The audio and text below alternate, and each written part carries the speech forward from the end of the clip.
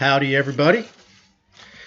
Well, I promised that I was going to send you some videos during this kind of rough period that we're all in with COVID-19.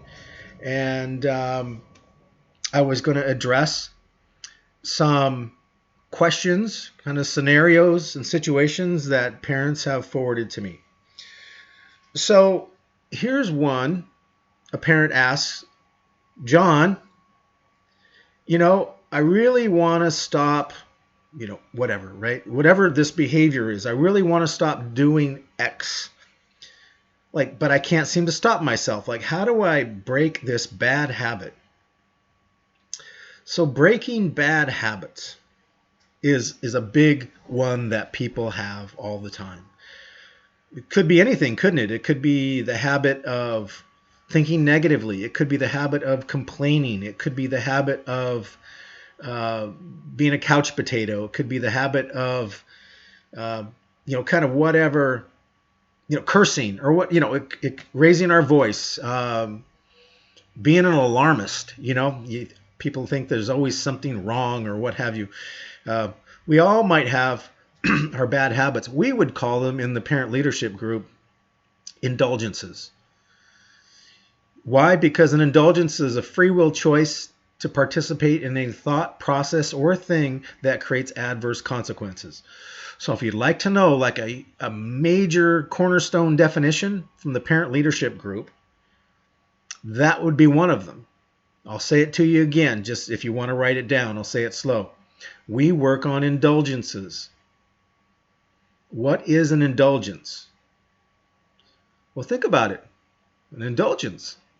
There are even, I guess you could say, movies or television commercials or social media ads or really encouraging you to indulge. But we do call it an indulgence. An indulgence is basically when we do something that we know we shouldn't do. We give ourselves permission. We give ourselves an allowance.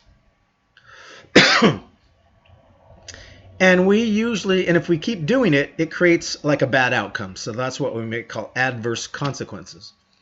So the definition of an indulgence, remember, this is the big part right here. It's a free will choice. A free will choice. So we're not talking about an addiction per se, a mental health issue. We're talking about someone's bad habit. And they know it's a bad habit. Why? Because they're doing it. And the more they do it, the more they feel bad about it. Or the more they do it, the consequences are not very good, and they keep getting worse. So your bad habit may be to sit and watch Netflix for 4 days in a row. While a person is doing that, there's a ton of stuff that's not getting done around the house. There's a ton of people probably that aren't getting the attention that they would like to get. So usually when we're involved in a bad habit, what happens is that the world starts to give us some feedback, especially in families. Our families will start to give us feedback. Hey, stop doing that. I wish you wouldn't do that.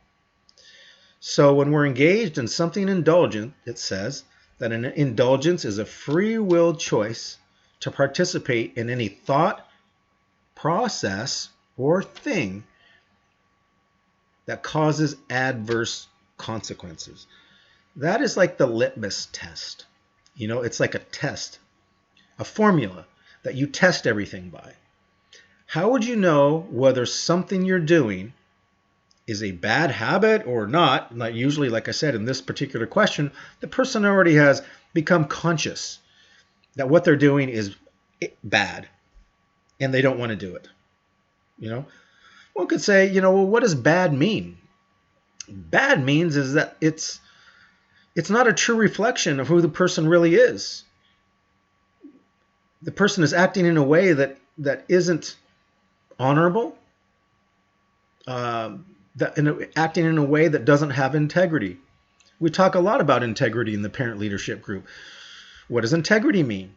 Integrity means to be one with, whole, or undivided. That's another huge cornerstone piece definition that we use in the parent leadership group. You might want to write that one down. Integrity. Because everybody wants to be a person of integrity. I always ask this. You ask anybody who has encountered me, whether it's in the parent leadership group or whether it's in individual counseling or in a family living room, whatever it is, they can tell you that the big focus of our conversations is all around integrity. And they can also tell you that one of the first things that I ask people is whether they want to be a person of integrity. Of course, everybody says yes. And if you're a parent, I have asked you whether you want to raise children, whether you want to raise young men and women of integrity. And you have 100% said yes. So what does it mean to have a bad habit? It means to be thinking or acting in a way. I'm going to get this phone here because it's a little noisy for me. It means to be acting in a way that is not a true reflection of who you really are. Acting or thinking or what have you in a way, speaking in a way that is not a true reflection of your core values and convictions. And that is why everybody I encounter is we engage in discussions around something that we call a code of honor. I believe, this is a position that I take, that inside us all, we have this constellation, this configuration of values, or what I like to call convictions, that we hold dear. Things like integrity or respect or accountability or leadership or passion or adventure, humility. Those are values or beliefs, sometimes they're called. But again, I think a more powerful word is conviction. So if that does reside in you as a person, then whenever you act in a way that's not a true reflection of it, that's not in alignment with that code, that's going to create a not so good outcome for you, for all of us. And if our conscience is intact, if we have a fairly healthy psyche to any degree, anytime that we act in a way that is not a true reflection of who we really are, guess what happens? We feel guilty. That's our conscience. That's our inner corrective mechanism. It says, hey, something's out of integrity here. So if you're involved in a bad habit, now some of these habits can go pretty deep. There's lots of reasons why we have bad habits. There's lots of reasons why we indulge. We all experience life in our own unique ways, and we all get a unique hand of cards to play. And some of those hands of cards are pretty hard to play. In other words, life can be full of disappointments and hurts, ups and downs, etc. So we've all got a full kind of helping, of disappointments and heartbreaks and betrayals and abuse and etc. So we got plenty of reason, usually in our histories, to make a good case for why we might be doing something that we know we shouldn't do. Now, that being the case, it can be a journey. It can be a long journey to break a habit. But it sometimes can go like this. So first of all, okay, what can you do behaviorally? If, for instance, you feel that your bad habit is behaving in a particular way, maybe you're cursing, maybe you're raising your voice, maybe you're not expressing enough, whatever it is, then you might want to think about paying attention to sensations or thoughts that you might be having that might lead to that particular behavior. So, we'll often talk to people about, okay, well, when you start to feel your muscles tensing up or your jaw tensing up or your breathing start to go shallow, pay attention to that, because that might be a time when you might want to take a break, when you might want to go for a walk, when you might want to leave the room for a moment. Now, and that's kind of behavioral management. So we can talk about ways to manage a habit and maybe even whittle away on it a little bit, right? I've always said, I think that kind of managing a bad habit is kind of like second place. Now, it may be the place to start because oftentimes by the time we realize we're in a bad habit, there's already been some pretty negative consequences. And so we need to start doing something with that. But ultimately, what I think we all want as human beings is a change of heart, not just a change of mind, a change of heart. So the question then becomes kind of how do I change my heart? Okay, I do need to start working on my mind and my behaviors. If I'm thinking negatively, if I'm thinking in a way that produces anxiety or depression, what can I begin to do differently? How can I challenge those thoughts? We talked about self-care in my other videos. How can I start to read things and listen to music and watch television shows and be on social media, if you will, in a way that counteracts, if you will, that doesn't feed the anxiety or the depression or the anger, right? So pay big attention to the things that you take in. You know, that we've read in the parent leadership group a story. It's called The Two Wolves. Maybe you're familiar with it. But the story is a simple story. It's the story of indigenous grandfather and grandson together, and you know they're looking at two wolves and they're going to fight. And the grandson asks the grandfather, Grandpa, which wolf was going to win that fight? And Grandpa says, well, the one that you feed, the one that's well fed. So one could say that one of the ways to manage a behavior is find a way to starve it. Don't feed it. I'm a big fan of saying to folks as well that, oftentimes we're our own worst enemy. Keep your friends close, but your enemies closer. In other words, kind of figure out your own pattern, how you do this. For me, let's say, one of my bad habits would be kind of eating late in the evening, snacking. I have my snacks. Well, one of the things that I've done is that something very simple, but it's not that easy, which is to not have those things in the house. I've tried also, getting smaller portions, all these things that we talk to people about when they're dieting. But, for instance, like we all know when it comes to anxiety, one of the things that people want to cut back on is the use of technology, especially when they're getting ready to go to bed. So a good night's sleep is really important to stay healthy physically and psychologically. But we know that the flashing lights and all sorts of other things connected to electronics and technology can mess with the brain a little bit and cause sleep disruption. So putting those things aside a couple hours before can really help manage maybe a bad habit of staying up too late. The indulgence in the technology, start to set that aside, etc. But let's get back to ultimately, what changes the heart?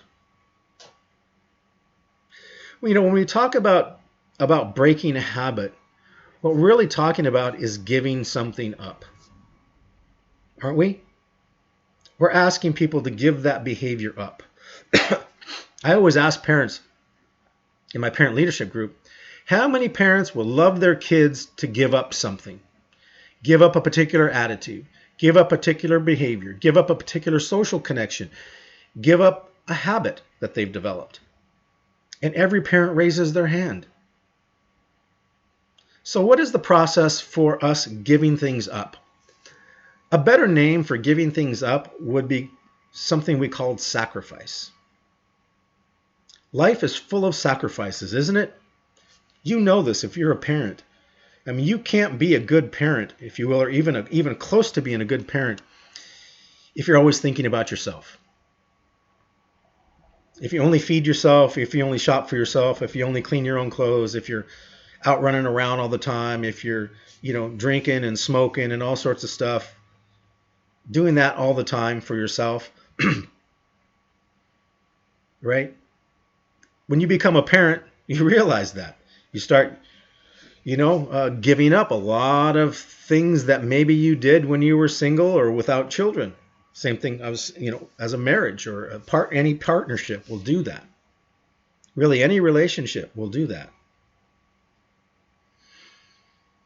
One of the things that I've shared with the folks in the parent leadership group is this little formula, because we talk a lot about attachment. Everybody talks about attachment these days, right? Human attachment. And so when we talk about attachment theory, the word attachment isn't warm and fuzzy. It's just all about survival. But they say that if this whole attachment thing goes well between human beings, that we start to develop the warm fuzzies. We call it bonding. So first there's attachment, then there's bonding, right? And then there's exclusivity. So what's exclusivity? Exclusivity is when the little kid goes, oh, well, this is my mommy and this is my daddy and everybody else is excluded.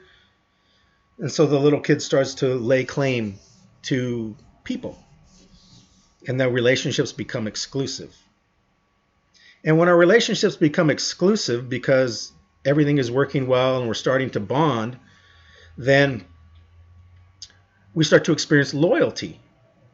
So this exclusivity can happen in all sorts of relationships, but we start to see loyalty happen. In other words, we could say that loyalty is that, okay, well, sure, I've got your back. Why? Because you have my back. I've got your back, you've got my back. So, because we have this exclusive bond and we're loyal now to one another, if you need anything from me, I would be willing to give that up. If you need money from me, if you need my time or energy, or if you need me to change my behavior, or would like me to, then the likelihood of me doing it increases to the degree that we have a good bond, right? So if we have a good bond, there's going to be more loyalty. The more loyalty there is, there's going to be more sacrifice. You see how that works? Attachment, bonding, exclusivity, loyalty, and sacrifice. So that's one of the things that I look for when I'm working with a family or a couple or whoever. What's their willingness to sacrifice for one another? To give things up. To give up something maybe they hold dear or they're personally invested in for the sake of the relationship. Well, one could say that we are more willing to give up for the things that we care about. That we're more willing to give up our bad habits for the sake of love, for that which we love. So, to keep this video a bit shorter, the way to ultimately disintegrate a bad habit, so I no longer have to manage it, so it's not just a change of mind, but a change of heart, I need to get back into the love story. I need to reconnect with the love. I need to reconnect with something more inspiring than just kind of what's going on in my head. We'll call it what's going on in my heart. Well, what's going on in my heart has more to do with those values and convictions that I hold dear, that are my code of honor. Now, there's another piece that we haven't talked about, and again, for the sake of time, we're not going to get too much into it. But we all have what are called sacred promises and vows within us. For a simple example, but profound, would be a marriage vow. Or whenever two people fall in love, they usually exchange some kind of words with each other to affirm their love. And because of that, remember, then we're all willing to make all sorts of sacrifices and all sorts of contributions. So when we can start to remember the love story that we have with our family members and how the way we're acting is so out of integrity with that, then that tends to, if you will, be the very pressure or heat we need in order to give up that which is indulgent. It's not good for us anyway. But there's a bit of a competition there, We indulge because a part of our mind that we might call the immature ego wants it. It wants what it wants, and it wants it now. That's the immature part of us. Then there's a more mature part of us that is more interested in not just us, but other people too. And those two parts of our mind, if you will, are in conflict constantly, a bit of a tug of war. But it's almost like a parent-child relationship, because the child is up against something way more powerful than it is aware of. So the most powerful tool you have as a parent, or anybody, to break a bad habit is to reconnect with your love story. And then to also demonstrate as much personal accountability as you possibly can. So that's being able to go, oh, you know what? I really see that I really do love my wife. I really do love my son. I really do love my daughter. And I've been acting in ways that have been so unloving. That's how we start to break that down, to break loose of the bad habit. That also leads us to a healthy sense of humility, which unfortunately, I guess one could say, is from a certain perspective, is that that's kind of the bad news, because most people do not want to experience humility, because our immature ego is very interested in being prideful and being right. But when it stands in the presence of what is ultimately true, things get exposed. That's not a bad thing. And that is something, that peace, that conviction that we call humility, really is a foundational piece of character for all of us to have. It really keeps us very relational. So the practice of accountability and responsibility, to reignite your memory of the love that you have for yourself, the love that you have for your family, will help you actually break the bad habits and not just manage them. That's first place. Like I said, managing behavior is more like second place, but a change of heart,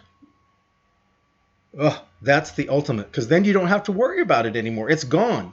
And something more awesome, more beautiful, more true is now showing up. And you don't even have to work at that. Why? Because that's just the real you. The you that you always have been, but like I said, sometimes we get dealt a tough hand of cards, and some of that stuff can get in the way. So thank you for asking that question, parent. And this will be kind of our first video that will kind of be addressing some of those issues that you guys email me with. So again, great question. Powerful human experience that we're all wrestling with and up against. All right. Have a good day.